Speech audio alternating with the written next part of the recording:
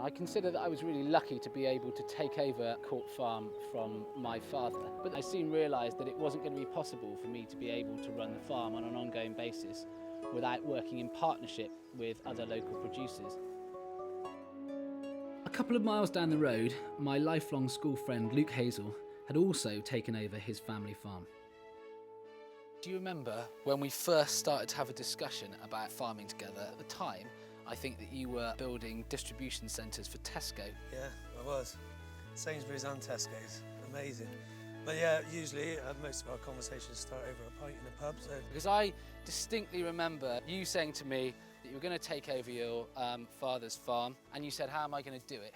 And I said, you're going to convert it to organic and we'll end up running our two farms together as one.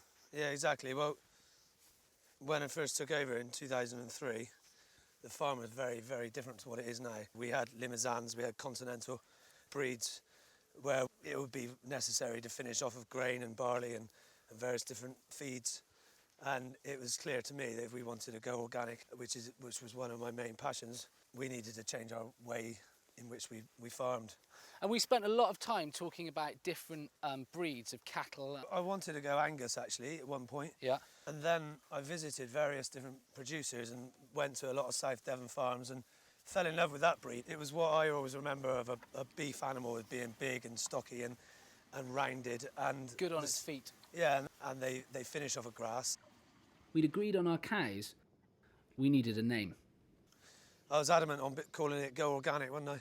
Yeah, but, I really wanted to call it The Story. Yeah. And the reason I wanted to call it The Story was because I was convinced that people were becoming more and more interested in food and therefore the story behind it. Yeah, ultimately it was all about the produce that we are producing and giving it a real story, a real provenance about what we are doing.